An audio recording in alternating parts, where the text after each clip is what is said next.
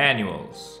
Okay, I know that this topic is probably not the most exciting one for a YouTube video, but it's very important for you to understand how manuals work. Well, you know how manuals work, but how they are laid out and what type of manuals you can expect during your build processes of scale models. This is, of course, our example of a manual from Revell and is a newer version of the manual. It is a manual that usually comes in this type of box, right? So the box that has a black side with triangles. If you happen to have an older model kit from Revell that is in a blue box with stripy sides, then you'll have a black and white manual, which is okay, but it's not as great as this. Now, the advantage of a color manual is, first of all, it's more appealing. You get to see the aircraft, the subject that you're building, painted, usually on the front, just the way it's supposed to be. And it's much easier than in, for example, the Tamiya manual. I'll give you an example that looks something like this, which is a black and white representation of the aircraft with a paint scheme on the back, which you really have to kind of be very careful what to paint, where to paint, especially if you have to mix paints together like here. But anyway, it's a very beautiful manual, a very good design manual, and it's perfect for a beginner. Okay, now let's briefly take a look at the manual before we begin. The first few pages are, let's say, standardized throughout the industry. So they're basically telling you some useful guidelines, how to build, and then they break down the symbols that you will encounter in the build manual. In Revell's case, here we have really simple steps. I'll take you closer. Read the manual, familiarize yourself with the sprues, how they're marked. These are the basic tools you need. Then clean the sprues in soapy water or alcohol. You know, cut off sprue bits, test fit before gluing, glue on points, not on the whole piece. Stir the paint, let the paint dry, and if you're attaching parts after the fact, after painting, remove paint before gluing, because it's really important, otherwise it's not going to stick. And of course, on the bottom we'll see some pieces are very small, so maybe use a magnifying glass. Paint on the sprue, which is easier, you see, and wait until it dries and then cut it off. And here on the bottom we'll see cut out decals with scissors, which decals you have to refer to the manual, put them in water. You see there the temperature 30 degrees Celsius or 86 Fahrenheit for 10 seconds. Apply it to the model.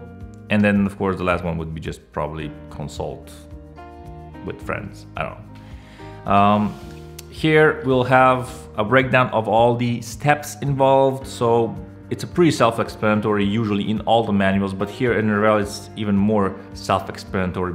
So glue, no glue, paint, options, weight, part number, clear parts.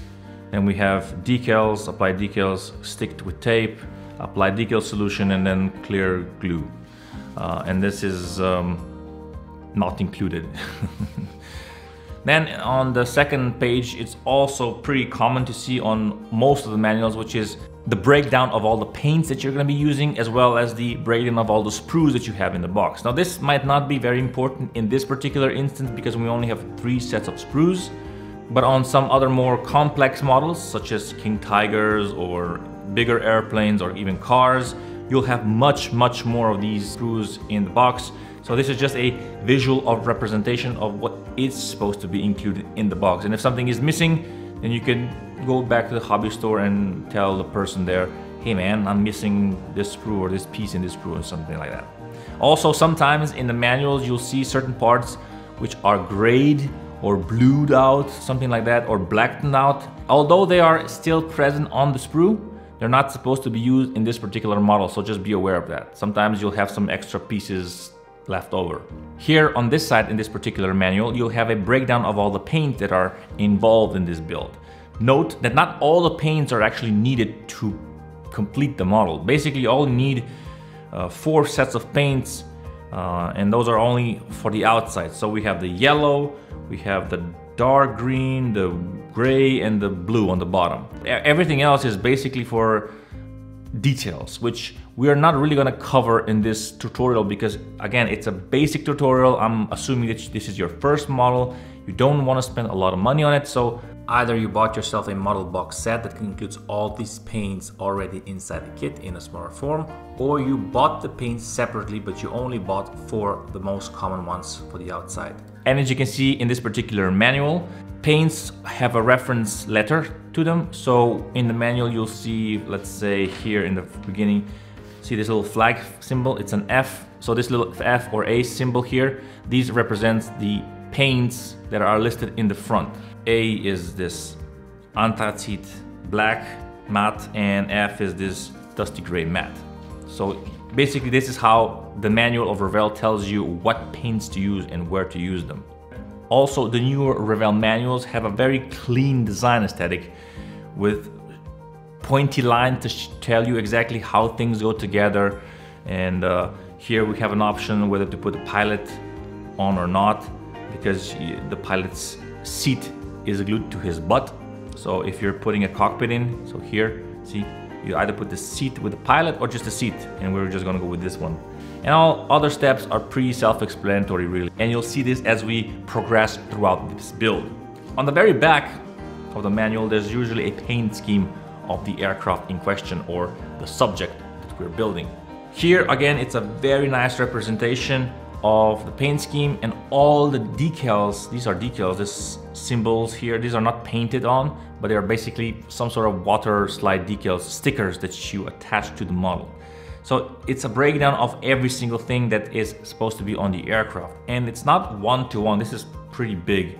The aircraft is smaller, and I think it's a really nice touch because you can actually see exactly where things are supposed to be, especially because you have these little panel lines, so you can kind of judge where the certain camouflages start and end. And again, we have some basic paints that are used in this camouflage pattern. This bright red and green colors are basically here for the lights on each wingtip. And of course, when we turn on the last page here in this manual, you'll see the bottom side of the aircraft as well with all the decals and paints, so you can quickly judge how this thing is supposed to look like.